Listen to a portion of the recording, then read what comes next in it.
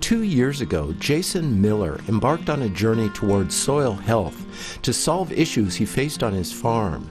With a sloping field and surface irrigation, Miller was losing topsoil to erosion. He was also looking for ways to keep his cattle feed costs down during the winter. Miller wondered if the soil health principles of cover crops, mob grazing, and no-till farming could address those issues and be profitable. He decided to do a field-by-field comparison. First, he would plant and harvest his entire field in barley. Then he would plant cover crops and mob graze them. Finally, he would till half the field and plant it in corn. On the other half, he would plant corn with a no-till drill.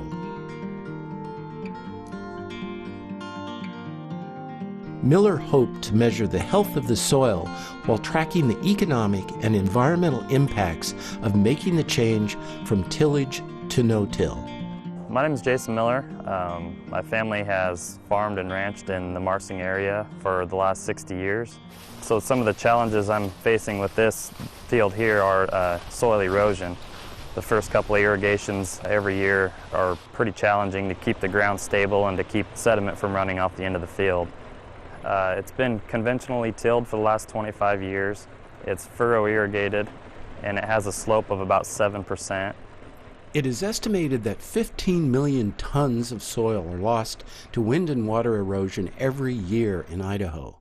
Like many farmers, Miller is trying to figure out how to keep his most precious resource, topsoil, on his field. So right now we're in the middle of my cover crop mix that I planted in barley stubble. And what that means is this, as you can imagine, was a field of barley that we harvested with the combine. And coming in directly behind the combine, we planted this mix with a no-till drill. This right here is a hunter hybrid turnip.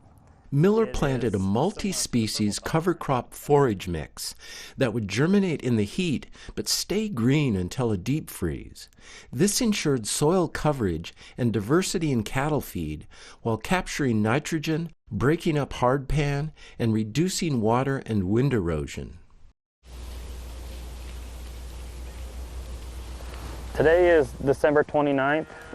We're standing in the cover crop pasture again. As you can see, there's still a lot of green left in the field, which is pretty uncommon for this time of year to have green feed for the cattle to graze. These cows have a really high nutritional requirement, so to have something like this to graze is just huge. And not only that, but it's very economical for us too. We're not having to feed hay, which obviously costs money, or provide protein supplements, which also get fairly expensive. And so by using cover crops, we figure we saved last year roughly around $20,000 in what we would have had to feed in hay. And so that's huge for our operation. Being a smaller family farm, the less we feed hay, the better. And for us, having this green, lush feed to come onto in the winter is huge for us, and I know the cows love it too. Comparative soil tests of Miller's conventionally tilled and no-tilled fields revealed surprising findings. The overall results showed that Miller's cover crop and mob grazing regime had begun to build a healthier soil ecosystem. One of my main goals with this field is to do everything consistently and evenly. I want to be able to say that the no-till practice versus the conventional practice, there should be no difference in the corn's ability to yield. The process begins, as far as planting is concerned. We came in, and on the conventional side, we dissed it twice, we moldboard plowed it, and then we coulter packered or groundhogged it. Basically just the way most farmers do it in this area, just basically preparing that to be planted. From there we came in and we put our fertilizer down, and then we had a bedder come through. And then how we did it on the no-till side of things, we just went through and sprayed out what little bit of cover crop was trying to come back this spring. and then we applied our fertilizer, and then we went back and refurrowed those existing corrugates to prepare it to be planted. No-till farming can be a paradigm shift for many farmers. A clean, freshly tilled seedbed with no residue has long been considered the ideal blank slate for planting. But no-till farming proves that residue is healthy, while bare soil is missing biological diversity. One concern I have and a fear that I have is I'm a little bit afraid that corn in the no-tilled side of things might not come as uniformly. Several different reasons. One is it's a little firmer over there. I don't know if in places where it might be a little more compact, if that's going to inhibit root growth and that plant's ability to grow. Another concern I have is the residue that was left in the field. So today we are checking the water. In a no-till system, you want some residue, but you don't want too much in a furrow irrigated field like this, because the only way for water to get from point A to point B is down the corrugate.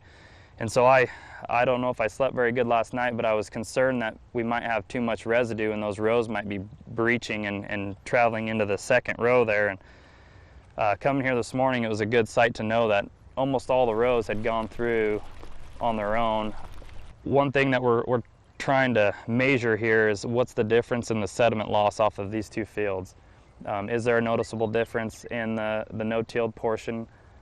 We think there should be, but that's what Robin Hadler with NRCS is going to come out here this morning and help us test that. Okay, I'm Robin Hadler. I work with the Canyon Soil Conservation District, and we're out here today doing some water samples on this field. We will be sampling the water coming into the furrow, and we will also be sampling the water coming out of the furrow. On the no-tilled side of the field, the sediment was significantly less than the tilled side of the field. You could visually see the difference in the waste ditch at the bottom of the field, because the waste ditch on the tilled side was completely full of sediment compared to the no-tilled side, which had very marginal sediment. And that all directly enters the Snake River. So it's pretty obvious that we saved at least 68%. One key observation I made during this project was while we were irrigating. As the water was going down the corrugates, I noticed that the water on the no-tilled portion of the field subbed across the bed, meaning the water came up to the seed significantly better on the no-tilled side than it did on the conventional tilled side. So some of the observations I made as the corn was growing last year between the two different fields was the uniformity. That was the main thing I saw. So by adding cover crops, mob grazing, and no-till farming, I put another $163 per acre in my pocket that I wouldn't have had if I would have left that field fallow and conventionally tilled it. So I had a couple favorite parts of this project. One being, after planting the cover crop and seeing it grow, putting the cows out there and seeing how excited they get always makes me smile. One of my other favorite parts of the project was planting the no-tilled portion of the corn and seeing the corn come up, and all those days that you didn't get much sleep, and to see that it was a success, and at the end of the project showing that and proving to myself that I actually made more money on the no-tilled side of the corn makes me happy and makes me more willing to try it again and try new things more often, because the only way you're going to find out if it works or not is if you try.